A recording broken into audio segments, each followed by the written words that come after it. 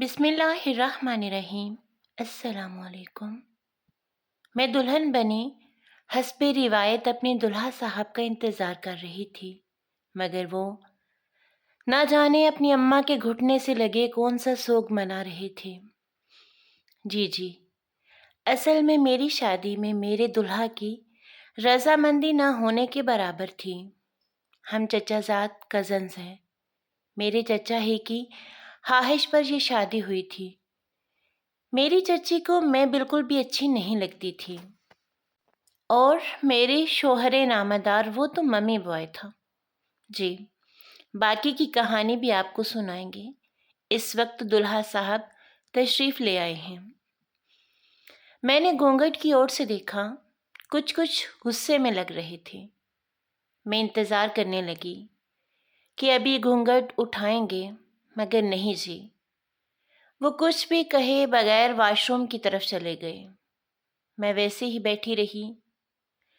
جب تھوڑی دیر کے بعد وہ بیڈ کے قریب آ کر تھوڑی دیر رک کر آگے بڑھے اور چپتی ہوئی نظر مجھ پر ڈال کر کہنے لگے، آپ پوری کہانی جاننے سے پہلے میرے چینل کو سبسکرائب کر دیں۔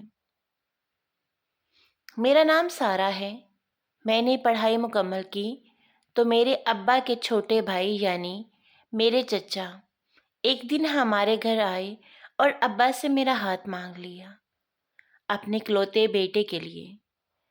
ابا نے چچا کو تو ہاں کہہ دی، مگر پھر کئی دن اس بات کو لے کر اماں اور ابا کے بیچ بحث چلتی رہی، کیونکہ میری چچی کی مرضی اس میں شامل نہیں تھی۔ وہ ہمیشہ سے ہی اپنے سسرالی خاندان سے دور دور رہتی تھی۔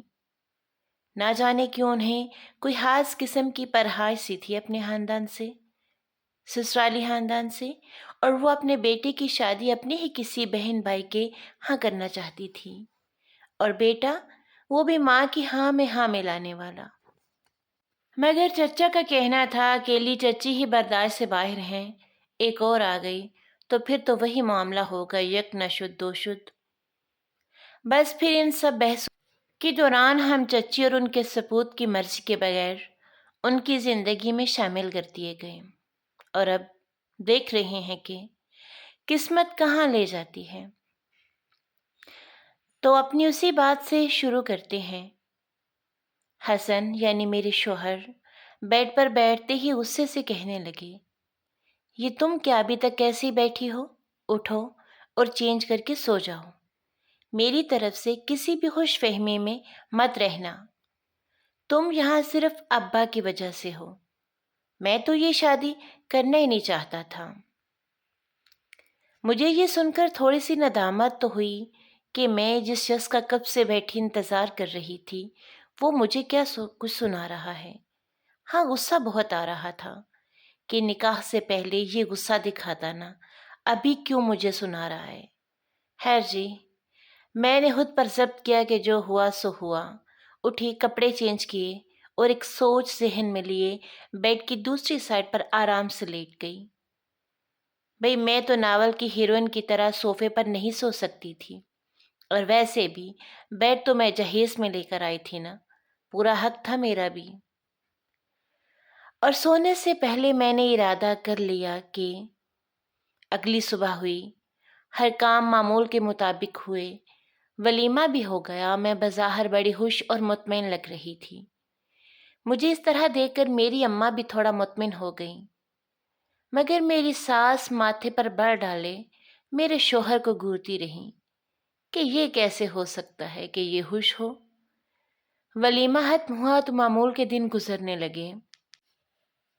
میرے اور میرے شوہر کے درمیان ابھی پہلے دن والی دیوار حائل تھی، مگر میں نے ہار نہ مانی۔ میں جانتی تھی کہ نکاح میں اتنی طاقت ہوتی ہے کہ ایک بے بنیاد وجہ اس کو نہیں توڑ سکتی۔ میرے شوہر اور چچی بس ضد میں یہ سب کر رہے تھے کہ یہ گھبرا کر واپس چلی جائے گی، یعنی وہ دونوں میرے کندھوں پر بندوق رکھ کر چلانا چاہتے تھے۔ بھئی میں بغیر ان کی مرضی کے اس گھر میں آئی تھی نا، میں نے کسی کو بھنک نہ پڑنے دی کہ میری زندگی میں کیا چل رہا ہے۔ ہاں، میں نے اپنے شوہر کے تمام کاموں کی ذمہ داری سنبھالی، घर में चच्ची के ना चाहते हुए भी कई काम संभाल लिए। ऐसा करते करते महीना गुजर गया। मेरे शोहर को अब मेरी आदत होने लगी। मेरी सास भी अब कई घरेलू जिम्मेदारियों से फारिग हो गई, तो उनका वक्त भी कदरे अच्छा कटने लगा। मगर अभी तक हालात साजगार न हुए थे। मेरे चचा मेरा बड़ा साथ देते। मेरा मैका भी चंद ही घर छोड़कर था, तो मैं दिन को वहां चली जाती। मैं कभी वहां रात ना रुकती, बल्कि अपने शौहर के घर आने से पहले तैयार शैयार होकर उनके आगे पीछे ही रहती।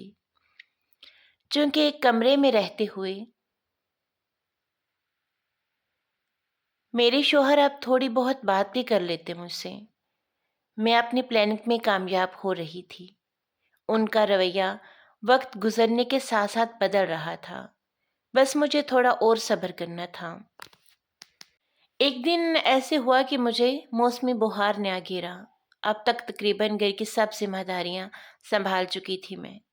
दिन भर घर के काम काज से थक कर और कुछ बुखार की वजह से निढाल से बिस्तर पर लेटी, तो फिर हसन के झंझोड़ कर उठाने पर ही आंख खुली। क्या हुआ है? आज खाने का कोई प्रोग्राम नहीं? मगर मेरी हालत देखकर कुछ ठंडे पड़ गए। तुम्हें तो बुखार है, चलो मैं अम्मा से कहता हूँ। वो जाने लगे, तो मैं उठने की कोशिश में गिरने ही वाली थी कि उन्होंने फौरन मुझे थाम लिया। ध्यान से लेटी रहो, तुम्हें कहा तो है। हसन के लहजे में झलकती फिक्र देखकर तो बेहोश होते होते बची मैं। यानी कि हालात बदल चुके हैं। मैं लेट गई तो थोड़ी देर बाद हसन खाना लिए कमरे में आ गए और कहने लगे, उठो, खाना खा लो, फिर दवा लेनी है। इस साफर का तो मुझे कब से इंतज़ार था। मैंने 2-3 नवाले खा लिए। हमारी आदत थी कि हम खाने के फौरी बाद चाय ज़रूर पीते थे। अब चाय तो मुझे बनानी पड़ेगी, मगर ये देखकर तो हैरत से मरने वाली हो गई कि हसन चाय के 2 कप ट्रे में रखे कमरे में आए।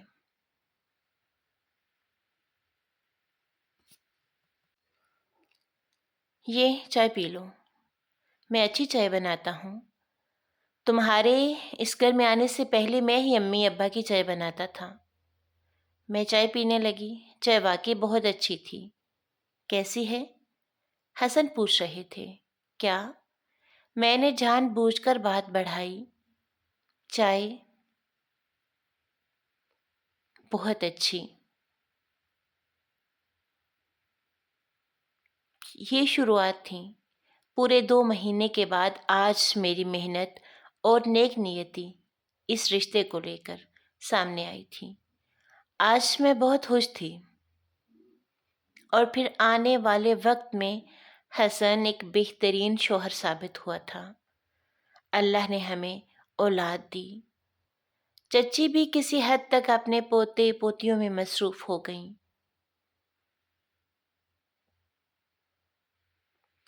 यहाँ मैं आपको बताती चलूं कि कभी कभी जल्दबाजी में कोई गलत कदम ना उठाइएगा।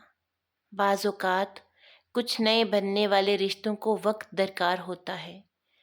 अगर सब्र और शुक्र के साथ वो वक्त गुजार लिया जाए, फिर अल्लाह चाहे तो नताइज आपकी मर्ज़ी के मुताबिक हो सकते हैं।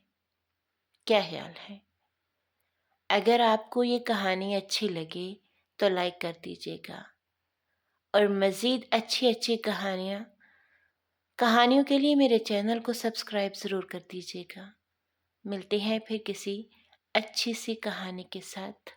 तब तक अल्लाह हाफिज़।